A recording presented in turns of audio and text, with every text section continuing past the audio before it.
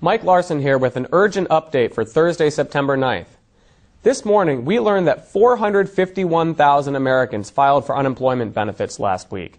Plus, we also learned that a whopping 5.47 million Americans have used up their traditional jobless benefits, and they're only receiving aid because of emergency measures passed by Congress.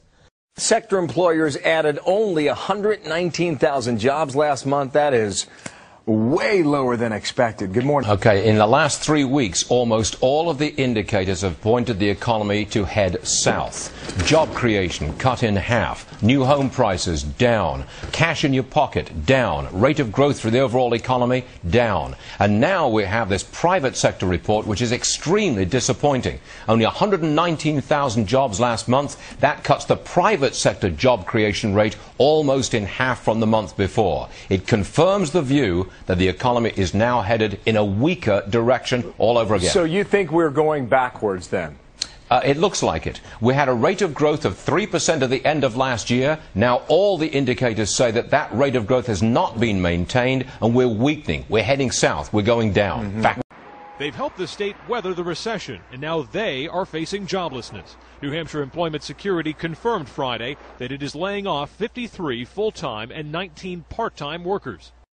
Now to more dollars and cents news. This one not so good. Pink slips go out to the employees of New Jersey Network as the public TV and radio organization prepares to move off the government payroll.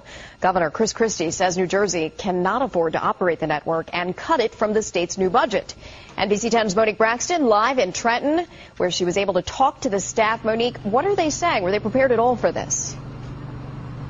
Well, a lot of people have mixed emotions. You know, we did talk to some people who are eligible for retirement and others who are just starting their careers. I find it very upsetting.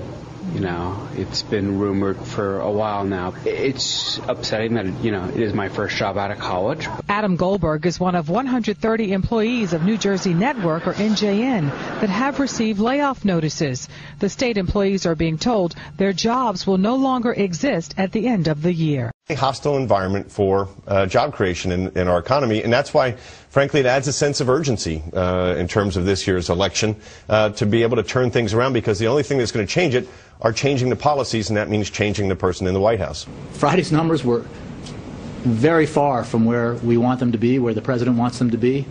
Arguably, analysts on both sides of the aisle say the president has had a couple of tough days for his campaign heading into the fall. Liberal columnist from the New York Times, Maureen Dowd, wrote this over the weekend, quote, "The president who started off with such dazzle now seems incapable of stimulating either the economy or the voters. In some ways, he's still finding himself, too absorbed to see what's not working.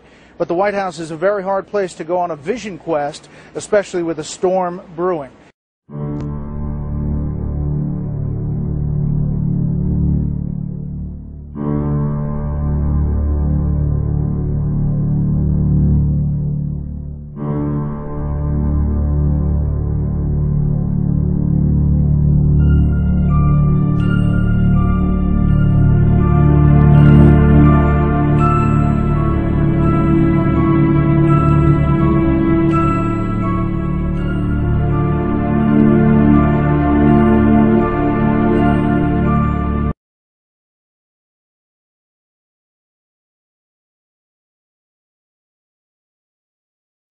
WTV's on your side tonight. How to make money by simply staying home.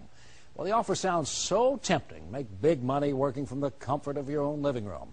At 6 o'clock, we showed you how to steer clear of the scams, but there are some legitimate work-at-home businesses out there. Our consumer reporter, Kristen Miranda, has one woman's story of success and how you can follow in her footsteps. Stephanie Broadnax used to make the drive to her office every day, but as this single mom's twins began to get older, it was very time-consuming with working a 9 to 5 and coming home and getting the kids and cooking dinner and going to the sport function. She wanted the freedom of setting her own schedule and working from home, so she got online. I've made double the income at home than I did when I worked outside the home. The Better Business Bureau gives high marks to several work-at-home companies.